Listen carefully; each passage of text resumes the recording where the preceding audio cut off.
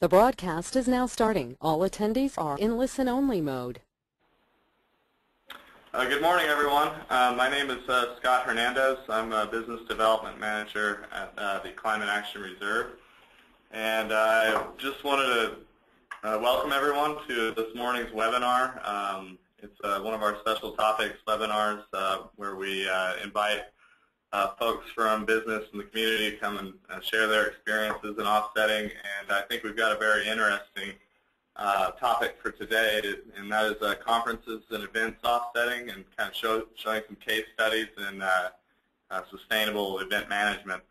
We've got some great guest speakers this morning, and before I get started, if I could just get a show of hands from some folks on the line to make sure that the audio is coming through okay. I always like to do that before we get going too further in. Okay, it looks like I see some hands coming up, so I'm going to assume that the audio is coming through okay. And just one or two more kind of housekeeping items before we get started. As far as questions, since we have a good number of folks on the line today, I've got everybody's line muted. But if you do have any questions, feel free to enter those into the question box as we go along. And then when we open up for the Q&A with our panelists, then we'll address those questions in the order that they were received. So I think that should do it, and I will go ahead and proceed. So just really quickly wanted to give a quick overview of the agenda here. Obviously, we're kind of at the welcome and introduction.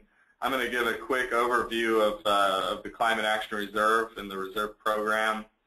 Following that, Paul Salinger, Vice President of Marketing at Oracle, will give us a presentation of their strategies for sustainable events.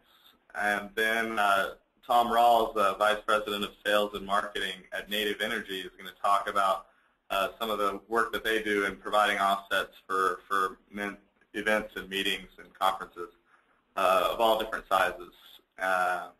And following Tom's presentation, we'll open up for a question and answer. So just to give you a little background about the Climate Action Reserve, we are an independent nonprofit organization. We were formed in 2001 by state legislation to encourage voluntary emission reductions and emission reporting. We've since changed, gone from the California Climate Action Registry to the Climate Action Reserve in 2008. The mission remains the same, but we're more focused on project-level emission reductions, quantifying those reductions, and then maintaining a transparent system for tracking those emission reduction credits, or climate reserve tons, as they're called in our program, tracking those over time in a transparent registry system. So we do this by developing regulatory quality offset protocols and project guidelines for developing different offset project types. We oversee third-party verification, make sure that the emissions reductions that are reporting are independently verified, and again, operating a transparent registry of serialized credits and projects. And all that information is publicly accessible on our online on our website. So getting to the topic for today is the event offsetting, and just want to kind of throw in what I feel is a bit of a growing trend and actually not just conferences and meetings, but also more recently I've been seeing sports events using offsets to offset not only the game, or event offsets, but also emissions related to transportation for fans to and from the game. So, for instance, Major League Baseball, there's several teams that have been using offsets, as well as RECs and purchases of renewable energy to make their events more sustainable. The NFL, the NBA All-Star Game, Stanley Cup playoffs, you can see there's quite a variety there. In fact, there's even kind of an emerging trade association emerging out of this called the Green Sports Alliance that we've worked with. You can find more information, but they're really trying to raise the bar in sustainable sporting event management. And to that end, I just wanted to highlight the work that was done to reduce the environmental impact of this summer's Olympic Games in London. BP was the official carbon offset provider, and they created a BP Project Neutral, which is a very interesting kind of combination of social media and sponsorship to get spectators to sign up online to reduce their emissions for free. It was provided by BP. As of last week, over 300,000 spectators have signed up, and they expect to reduce 4,000 tons of emissions through this BP Project Neutral. And it's interesting to note there's all the offsets come from several different projects throughout the world, but one of them is some dairy farms in Wisconsin that are registered in our system. So in essence, we have cow manure greening the Olympics. So I've got Wholesome Elm Dairy's logo right there, and we'll just give them a quick shout out because it's pretty neat. They have combined 8,300 dairy cows, harvest approximately 550,000 pounds of milk per day, and their manure is put to use to create renewable energy and nutrient-rich fertilizer and bedding, as well as the carbon offset component. So just wanted to highlight that and segue into what we do for our own annual conference, Navigating the American Carbon World. So each year we have a conference bringing kind of all the big players in the carbon markets to San Francisco and a year before in Los Angeles. And we've partnered with TerraPass to offset the travel and accommodation emissions for all of our conference delegates and attendees. So we retired 350 and 330 CRTs in 2010 and 2011, respectively, through that partnership with TerraPass. And kind of something that I always say is that you don't want to just do offsets. Offsets should be part of a portfolio of environmental initiatives. So we try to go beyond that and minimize waste by eliminating bottled water and packed lunches, encouraging composting, working with the venue to make sure that they are following kind of the high standards in environmental practices. Even creating the menu for meals that we have at the conference, we try to place as much emphasis as possible on sourcing from local foods, and then choosing a venue. I think something they always say in marketing is location, location, location. So a big part of that is choosing a venue that's close to multiple forms of public transportation. So that's just a little something that we do for our events, and I think it'll segue well into what Paul and Tom are doing with their events as well. But before we get into their presentations, just want to give a quick overview of before you do just go buy any old offset. It's always good to kind of ask yourself a few questions that'll make sure that you have a high quality offset that represents a true emission reductions and has high environmental integrity. These are where is it registered? Is it at in a registry that has publicly accessible information? What makes it additional? How do you know that emission reduction wouldn't have otherwise occurred, as a business as usual scenario? Where is it located? What kind of project is it? What year did that emission recur?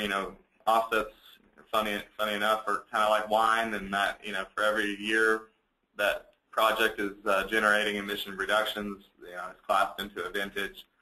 And how are they permanent?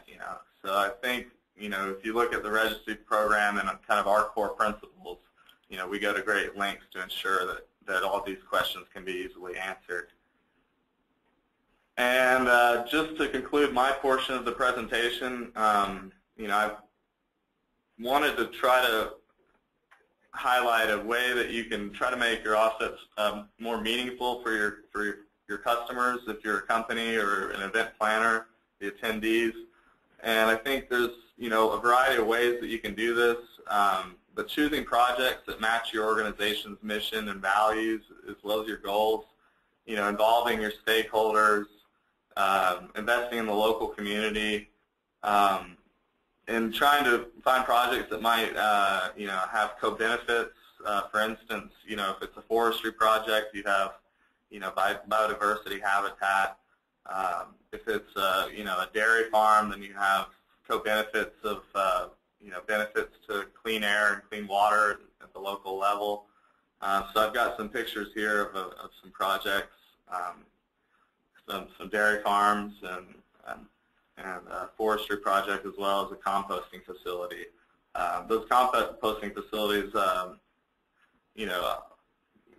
allow for high quality soil and fertilizer, and so there's a variety of co-benefits. And I think the real question is, saying, all right, well, what's a project that, besides the emission reduction, might, really resonate with our customers or with our conference attendees.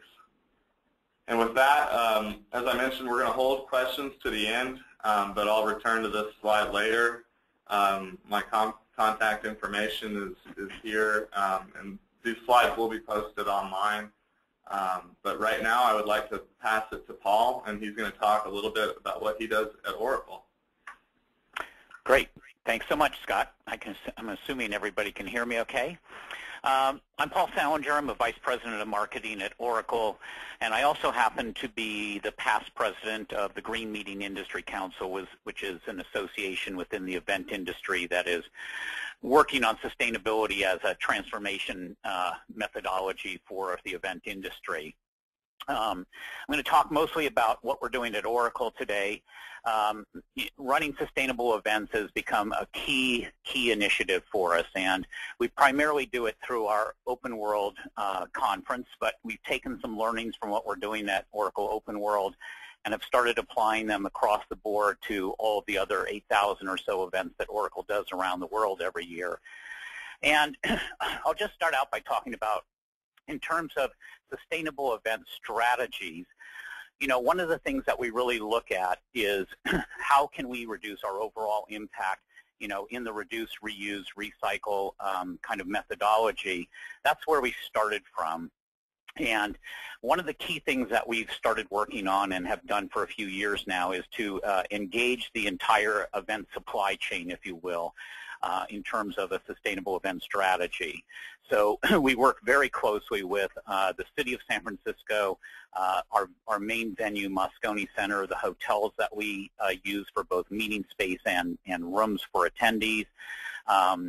We work closely with all of our key logistics providers, our vendors that help us do operations, and then our internal stakeholders as well as all the people that do food and beverage. And the combination of bringing all of those groups together is what really gets you to an overall event strategy, because you need an engaged supply chain to really pull off the things that we've been doing at Oracle Open World. So Scott, why don't you go to the next slide for me?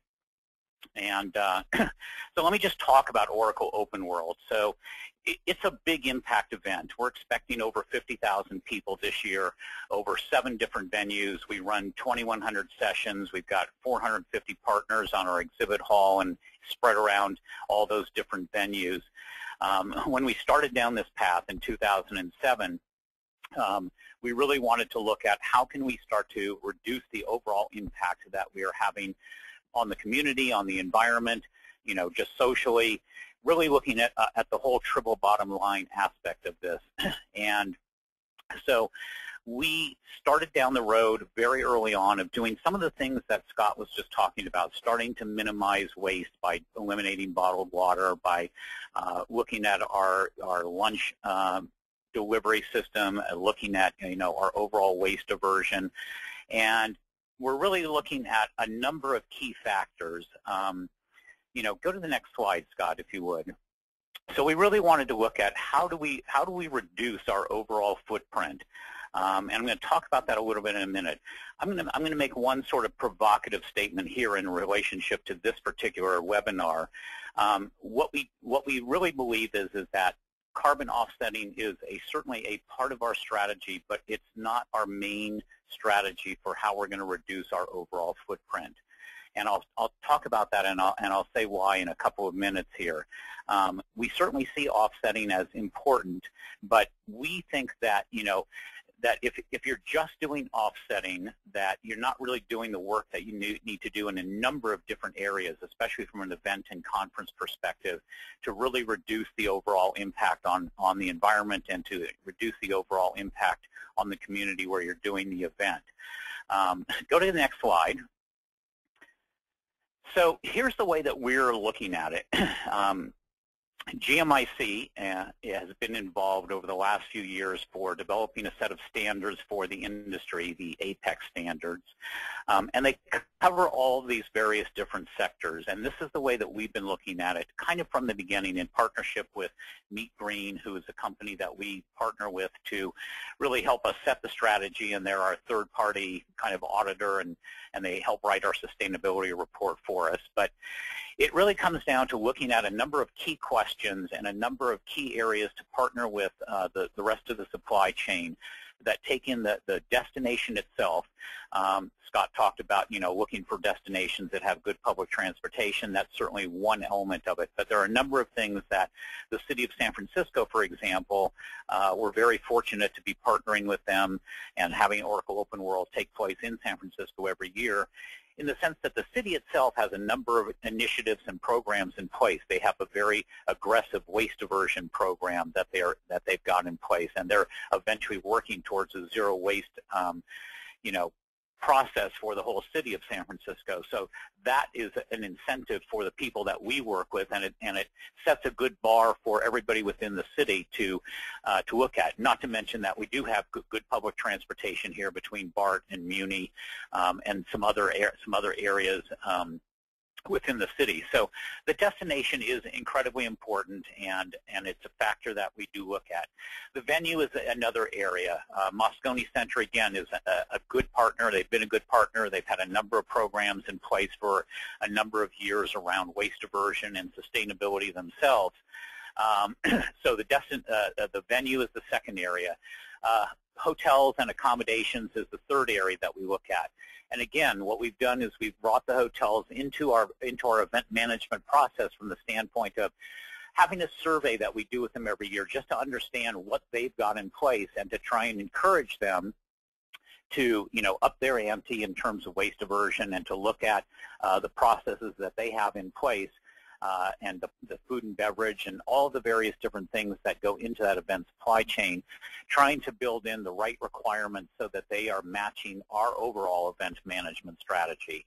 Food and beverage is another area that is incredibly important. Scott talked about, packed lunches. He talked about sourcing local food. Over the last few years, we have done an amazing job of increasing our sourcing of local food and our sourcing of organic food.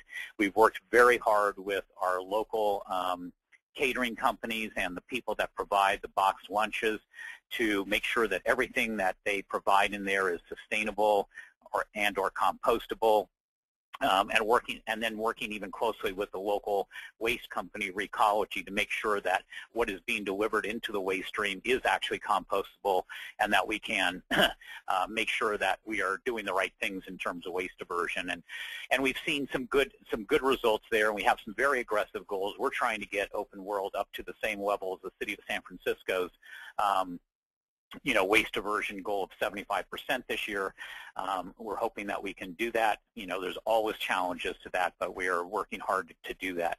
Transportation is another area, and this is the main area where I'm going to talk about offsets in a minute. But there's a couple of different aspects to the transportation part. There's certainly the attendee travel, most of which is, a lot of which is air travel. But there's also the local, on the ground transportation. using buses is sometimes regarded as kind of noisy and polluting and whatnot, but it's actually a pretty efficient way of moving a lot of people at one time without them being in individual cars and taxis and those kind of things. So a combination of, efficient bus travel that's using modern bus fleets with high maintenance levels, some of them using biofuels, combined with public transportation is a good way of looking at, how to deal with transportation issues.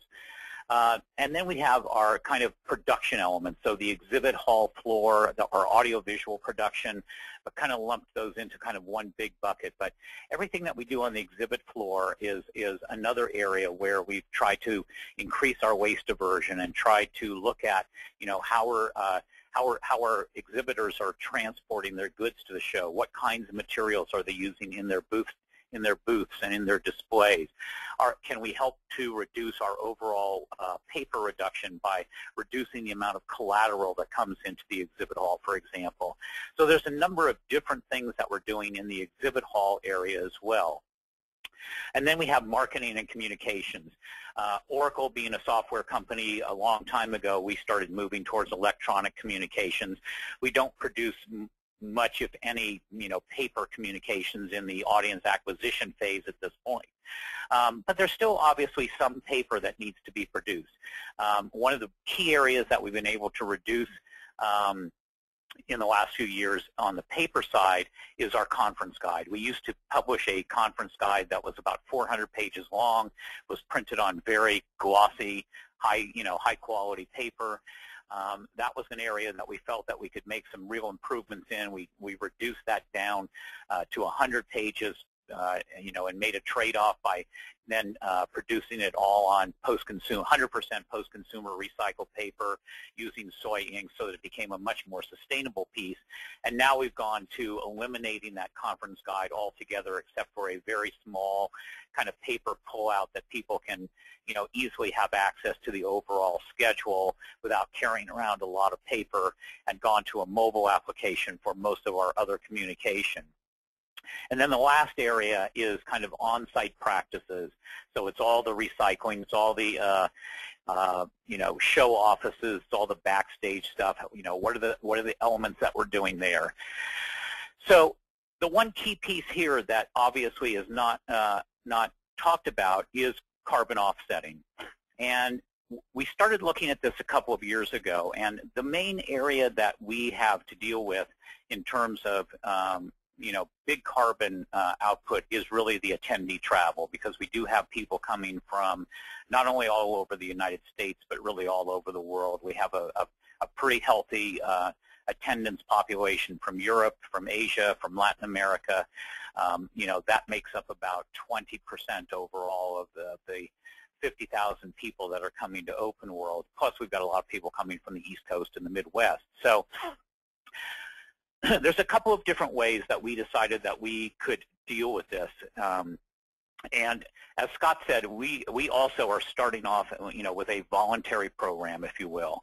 We started this last year after developing a baseline for the first couple of years of what our overall carbon output was. We started looking at the air travel as kind of the one area where we don't have a lot of control of reducing and recycling and reusing, and that was the area that we thought that made the most sense in terms of carbon offsets. Last year, it was a very voluntary program. It was an opt-in program, and we had maybe about 1 to 1.5% response on that opt-in program. So when people registered, and then even on site, they could opt in and they could check a box, and we would take their $10 fee or whatever we're charging. This year we switched to an opt-out program, and we're getting much better results. I think we're up to about 17% or so of people that have not opted out of the carbon offset program. And so little by little, we're increasing our participation in that carbon offset, with it still being voluntary. A lot of it comes down to, attendee education, and we do partner with TerraPath as well for what we're doing with carbon offsetting. So we've started talking about, what are the different options around carbon offsetting? Can we start to think of this almost as behavioral economics? Scott and Tom and I were talking about this the other day.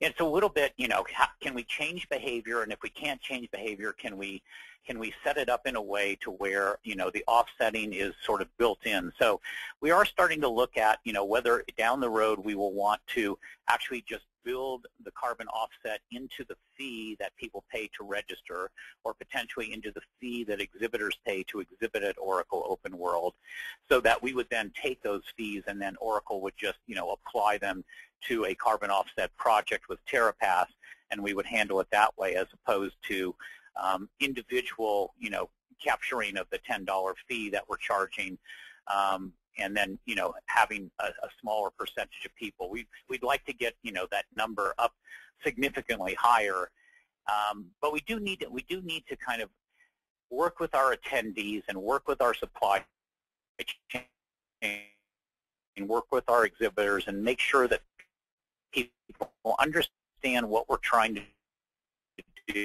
do and are comfortable with what we're trying to do, because we don't want to just sort of force this onto people, because there's a lot of people that are not necessarily doing what they don't. So those are some of the strategies that we're taking to do sustainable event management and to think about offsetting. So if you go to the next slide. Come down to measuring everything. So across each of those sectors that I talked about, we have key performance indicators that we're measuring year over year, and there's a calculator that we use that Meet Green provides. Is their Meet Green calculator. When we started in this process, on that scale of 0 to 100, we were at about 34 because we were only doing certain things, and we had not really engaged our supply chain. We're now at about 85 on that calculator 5 years later.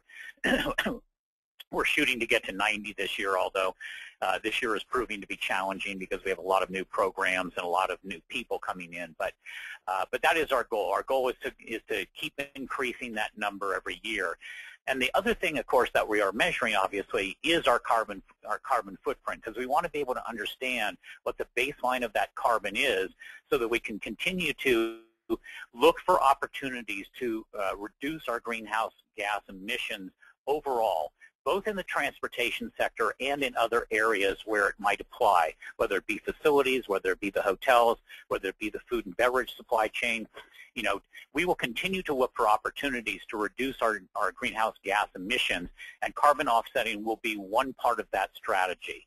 Again, it's not going to be probably our main strategy, and I'm not sure it should be anybody's main strategy for carbon reduction, because I think you have to do the work. You have to look at your whole supply chain. You have to look at all the various different areas where you are potentially, having an impact, measure those areas, create some baselines, and then understand how you can make some trade-offs and how you can, work to reduce things in those areas. So I think measurement is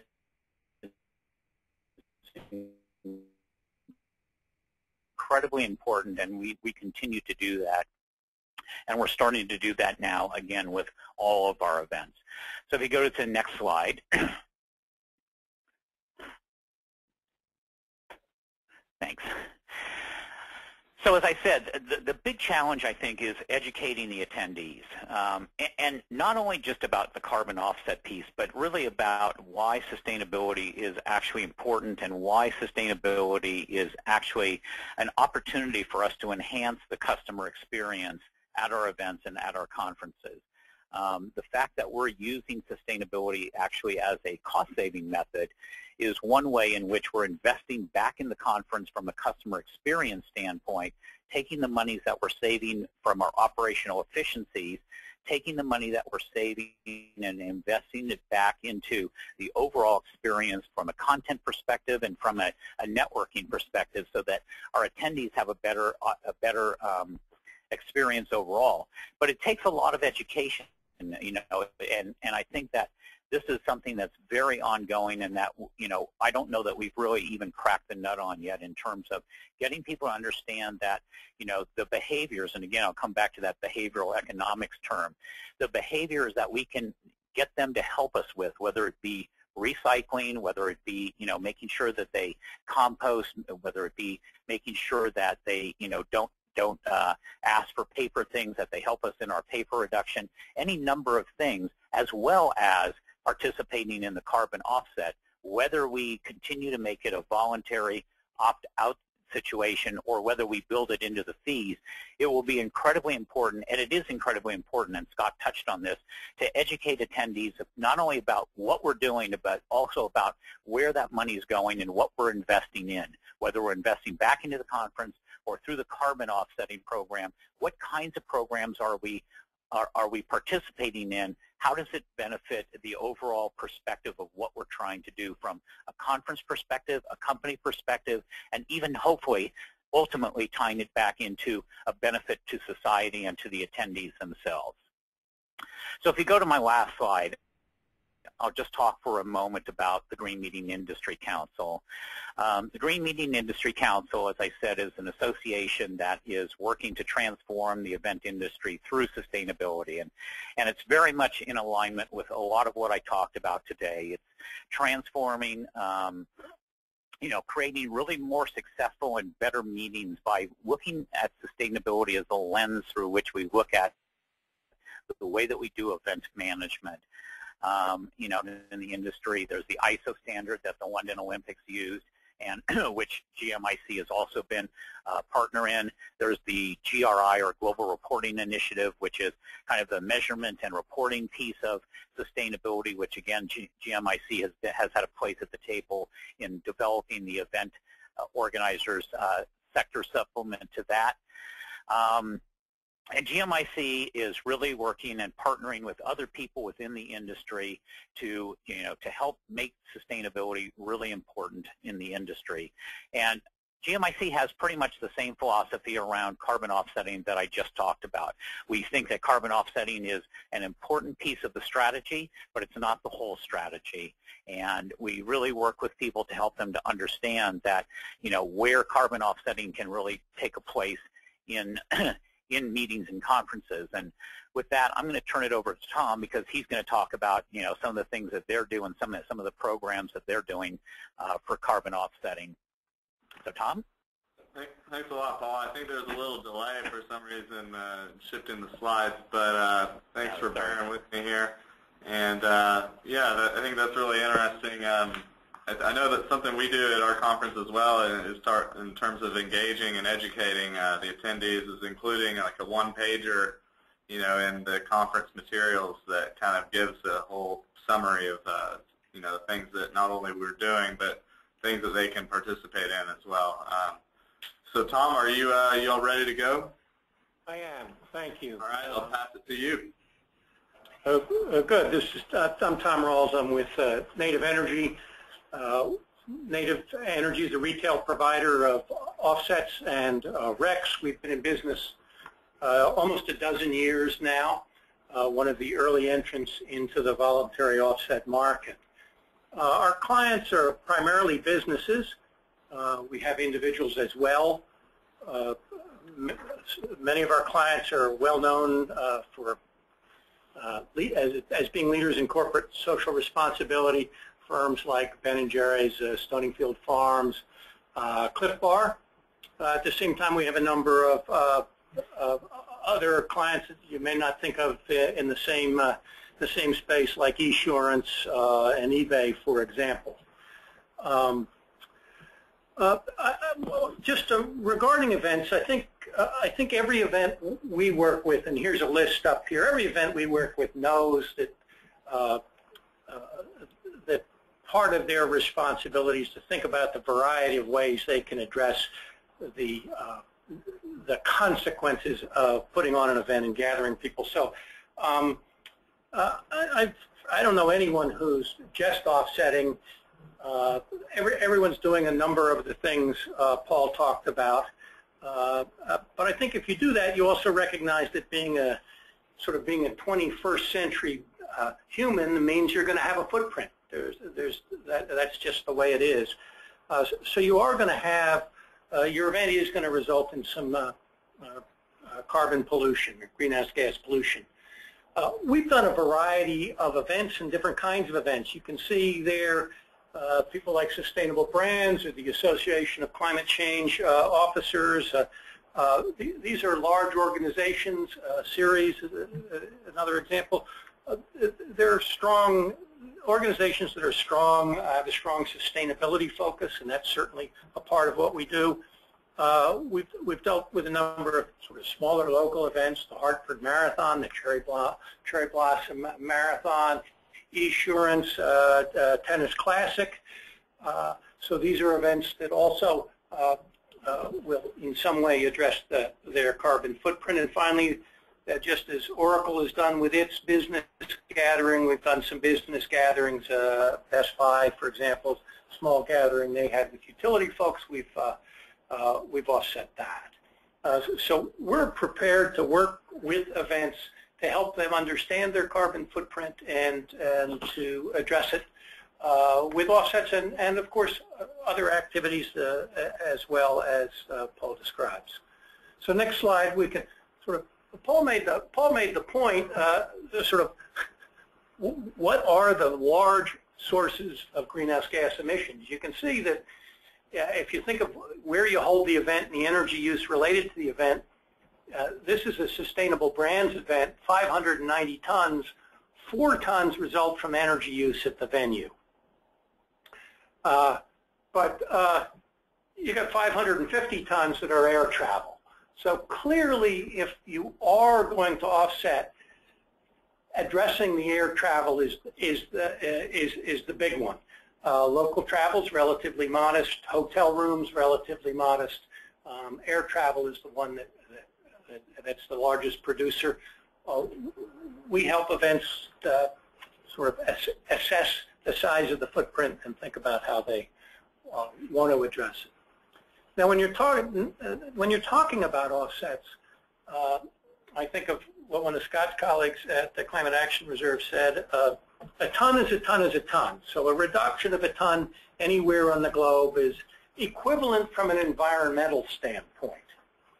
But that doesn't mean, as Scott noted, that everyone's going to like every project the same. So if you go to the next slide, I just want to offer a couple of quick examples of the kinds of projects that create carbon reductions that we've brought to events so they can offset. So you've got this intangible gas that you can't smell, touch, feel,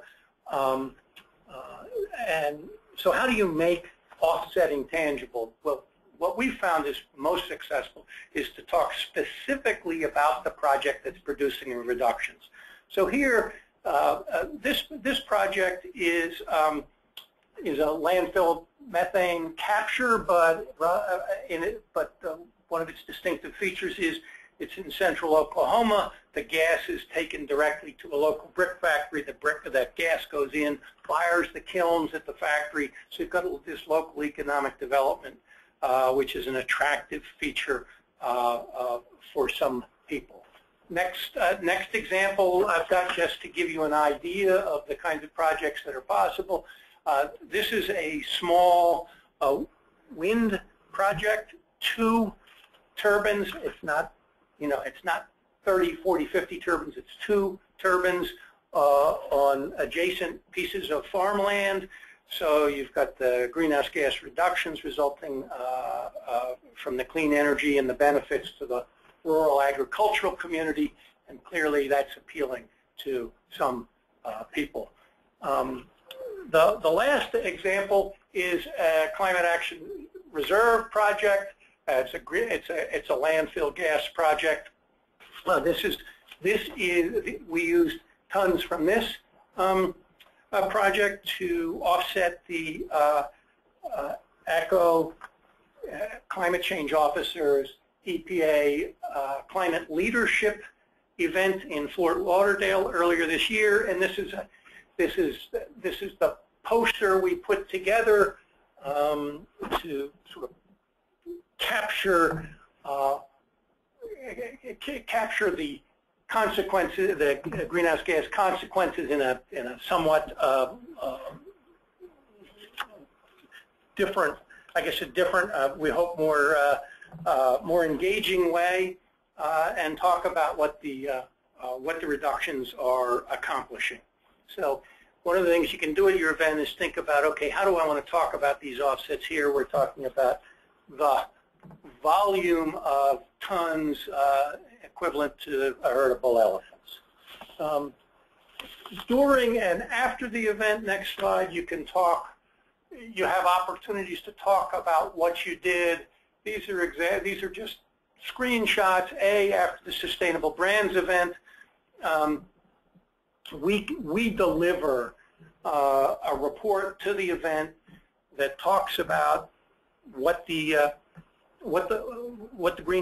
volume of greenhouse gas emissions, the sources, i.e. air travel, venue, electricity, local travel, accommodations. We talk about the projects that were used to address the event's greenhouse gas emissions, and it's a way to reinforce with the event goers the activities on the carbon side to address those consequences. Someone like Sustainable Brands, you've got this is an organization puts together an event. Its members, its attendees are leaders in sustainability, so it's going to do a whole array of activities to reduce impacts broadly, and the carbon offset piece is one additional piece in that whole toolkit they have to quote green your event. As Paul said, you've got as an event, you've got a couple of ways to deal with offsetting. You've got the opt-in, that is allowing the event attendee to choose either at registration or when they arrive to sign up for offsets. That gets a low rate of involvement. If you use the opt-out, that is you basically make it a default that they will offset unless they check the box not to. That gets you a better rate of involvement. And then we have events where they do what we refer to as embed the offsets. They embed the anticipated emissions in the cost of registration. It's it's going to be approximately, on average, a ton, perhaps round number, a ton per attendee. Not a huge cost to include on an event registration fee, where in a lot of cases you're talking $1,000 or more. So again, depending on how hard you want to drive your carbon reductions, you've got sort of this dial you can turn up or down as you proceed. As I say, we work with a number of events. We sponsor some events, and we're happy to talk about how we could do it with your events or how we've done it with others. We found it effective. We found the events we've worked with have valued their ability to talk about this piece of the greening of their overall event. So the last slide, I don't know, Scott, if you're sending these around to folks, but it's got contact information if anyone wants to pick up the conversation after we're done today. Thank you. Okay, thanks a lot, Tom. So I think right now we're going to open it up to questions, and I see we've already got a few questions that are queued up here, and I'll go ahead and address those. But also, I'd like to encourage anyone on the line to submit any questions they have through the questions box on the webinar software. So without any more delay, I'll go ahead and look at the questions that we already have. So from Jeff, I believe this is to Paul. How many ways are you touching the attendees about this program, and are you engaging them personally?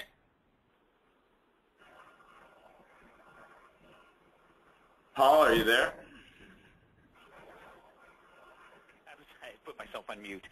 How many ways are we touching the attendees, and what was the second part of the question? Are you engaging them on a personal level? Right. Well, I would say that the personal level is, again, through registration and through giving them the opportunity to, do the carbon offset. I mean, each of that obviously is on an individual level right now. So that's the main way, is through registration. At the event itself, the ways that we're touching them, come down to things like making sure that we've got, plenty of recycling opportunities around the conference, and then engaging with, we hire local people called our Green Angels through an organization here in San Francisco. And their job is to engage attendees and make sure that they are putting their, various different items that they're trying to dispose of in the right containers, whether it be, the recycle container or the compost container or the landfill container. We do have people around the conference to help them with that. And then, the other ways that we are obviously engaging with them is through the fact that we don't deliver bottled water, but we have water stations around. We give every attendee gets a reusable water bottle, so that they can, hydrate themselves during the conference by going to any of the water stations, and we have lots of them around the conference to get their water that way.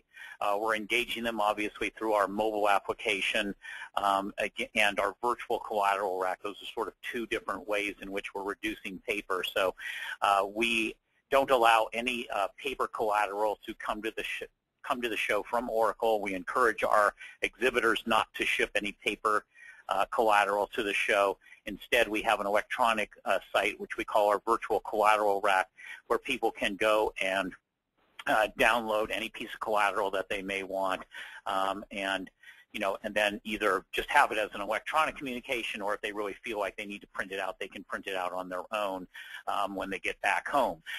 So there's lots of different ways that we're engaging the attendees. We're, one of the ways that we're doing it is giving them an opportunity to take public transportation from the airport. We've partnered with the local transportation company, BART, to get passes available for open world attendees. So lots of different ways, in terms of the ways that we engage attendees.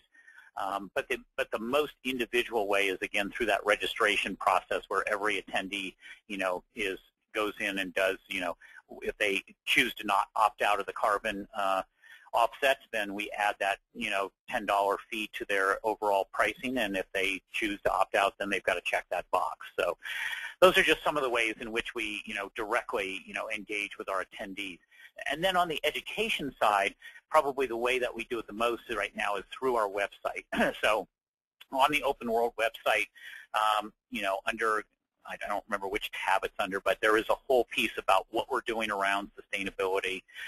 And we do try, even on site, we try to give them some education from the standpoint of our chief marketing officer every year gets up at the start of the conference as part of the welcome and talks about the various different highlights during the conference. And we're now starting in the last couple of years to talk about our green program. And again, encouraging attendees to participate by recycling, reusing, reducing, all of those various things, and again, to participate in the carbon offset if they can. So those are just a few of the ways in which we're engaging our attendees. Okay, great. I've got a follow-up regarding the education component. I've got a question from Kay to Paul, asking, like, as a percentage of the overall event cost, how much is the education component? How does that factor in?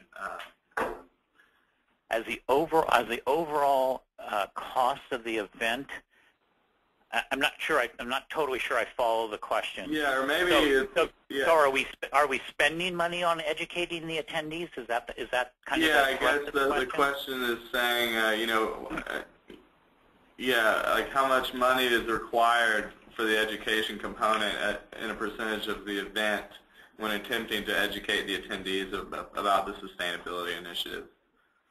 Right. So In effect, zero, because again, we're doing most of the education with our internal resources that don't, go to the bottom line of the conference per se.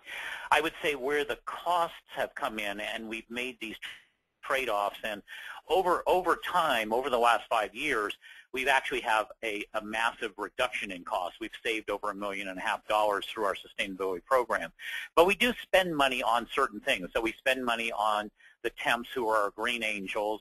We spend money on the water stations to some degree. But the overall education itself really doesn't cost us anything per se. That communication that's on the website, the communication that we do, through our chief marketing officer, that doesn't really cost us anything. I mean, where we've made trade-offs is in looking at, could we save money by reducing areas over here?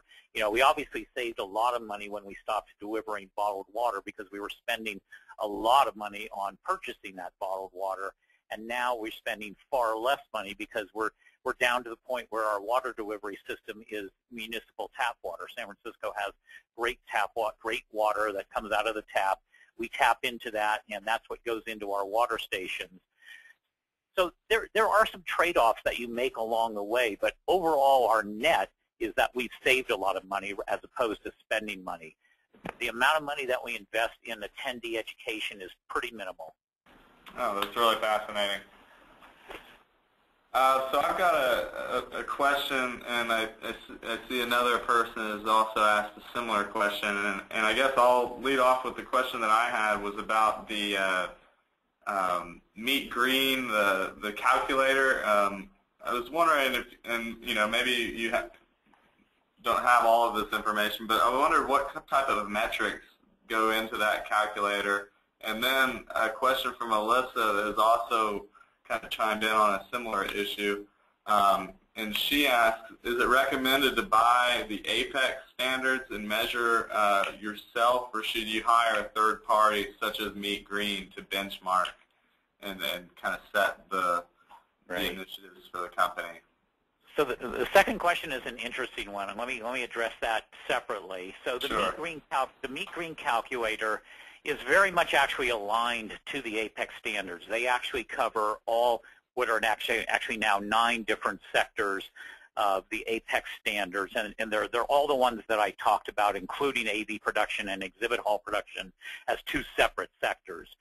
And they've now added actually carbon offsetting as a component of the Meet Green calculator. So the calculator itself is a great tool. And you can actually license it through Meet Green. You don't necessarily even have to use Meet Green. The way that we use it is every year we go in and we look at each of the different sectors, and we look at what are our key performance indicators. What are the things that we want to make sure that we measure? And they've been consistent, over a number of years now. So essentially now we're just adding on to them as opposed to changing them year over year, because we want to make sure that we're creating, consistent baselines and looking at our year over year performance in all the different areas. So I think we're up to, I've lost track, but I think we're over 100 key performance indicators across all of the different sectors that we're measuring. If you go to oracle.com/openworld and go under the sustainability part of Open World, you can actually find our sustainability report from 2011, and we've got other ones. If you go on the GMIC website, for example, gmicglobal.org, you can also find our sustainability case study from this past couple of years, I believe. And you can see that it lists out some of the key performance indicators that we track and measure. Now, the second part of that question about the APEX standards themselves, that's an interesting question, and I think it is very dependent on the size of your organization and what it is that you're trying to achieve. The APEX standards are certainly a great tool to give you kind of a checklist, if you will, or give you kind of a way to execute sustainability. They're not for everybody to get started with right off the bat. They can be a little bit overwhelming when you first get them. And yes, you can go and purchase them from ASTM and take a look at them. There are also some summaries. If you go to the GMIC website, I think you can actually access an area where you can get kind of a summary of the standards. And if you need help with that, let me know, and I'll try and help with it. But I think you have to look at your own particular circumstance. For a conference like Oracle Open World that is huge and where we are really covering every single one of the sectors, it makes sense for us, and we are starting to look at how we're, the work that we've done over the last, 5 years was kind of a precursor and leading up to us aligning to the APEX standards. And so this year we'll definitely be looking to map most of what we're doing against the APEX standards. But for other events, I think you have to look at what is your particular circumstance. And, the one nice thing about the standards is that, you don't have to apply all of the standards to every single event. I mean, you can sort of look at, which areas actually apply to the event that I'm doing. Maybe you're not doing an event that has an exhibit hall or has, a massive food and beverage program or something along those lines. You can take the pieces that are germane to what you're doing and look at them and see, how you can apply them. And getting to, kind of just the category 1 level, if you do the basic things, is not that hard. So it depends on what is it that you're trying to achieve. And I think just for sustainability event strategy in general, you kind of want to start from that point anyway of like, what is it that you're trying to achieve? What are your overall objectives? Is it mapping to, what the company is trying to accomplish, from a business standpoint? And then look at, whether the standards apply to you. There's so much information out there now on the GMIC site and just in general. Even the EPA has a great site for event people in terms of, the kinds of things that the government looks at for their own events and what the EPA recommends as a green event. There's so much information out there that can get you started on being a more sustainable event planner, being more a sustainable event management person, that, that starting with the standards may not be the right thing. I mean, they're definitely something that you want to aspire to, and they're definitely something that the industry as a whole needs to start embracing and needs to start looking at, so that we have a common language and a common vocabulary against which everybody can kind of measure how sustainable they are as an event. Oh, very interesting. I didn't realize this has been a learning process, that there are so much emerging standards and for the meetings and events industries. So I've got another question coming in to Tom from Jeff. You had mentioned kind of a rough estimate for conference, emissions per attendee is kind of 1 ton per attendee. Does that cover all areas, including, travel to the event, as well as, event activities and things like that? Yeah, that estimate is based on getting to the conference. That each person's share of venue energy use is almost irrelevant. Local travel, very little. So the big piece is getting to and from the conference, particularly if there's airfare and hotel accommodations. We're not capturing all the greenhouse gas emissions related to, let's say, food prep. That's, we're focused on travel, venue, energy, and hotel. But yeah, a ton. I mean, if you're, round trip cross country, that's obviously going to be more airfare than if it's, round trip from the middle of the country to one of the coasts. So you roll it all together, on average, you're talking a ton. Sorry, Tom, if I can jump in on that one as well. One of the things that we did start doing a couple of years ago is actually measuring food miles, because we did want to actually understand, how much food miles we had per meal. And so we've drastically reduced it over the last couple of years, because I think that, again, that is another area that we can start to control in terms of overall greenhouse gas emissions, is if we can reduce the amount of food miles that are being, consumed, if you will, for any particular meal. And if we can source more locally and if we can source more organically, we can start to, impact the overall carbon output from an event. Okay, great. That's really fascinating. Well, I guess we're just rearing on 10 o'clock, or 11 o'clock. So I think as the moderator and kind of organizer, I'll go ahead and want to thank both Paul and Tom for participating today. It's been very interesting. I've definitely learned a lot. And as well as thank all of our attendees for joining us this morning for this presentation. And I'll go ahead and end the webinar and wish everyone a good day, and look forward to working with everyone on greening events. So thank you very much, Paul and Tom. All right. Thanks, Scott. All right. Thank you, Scott.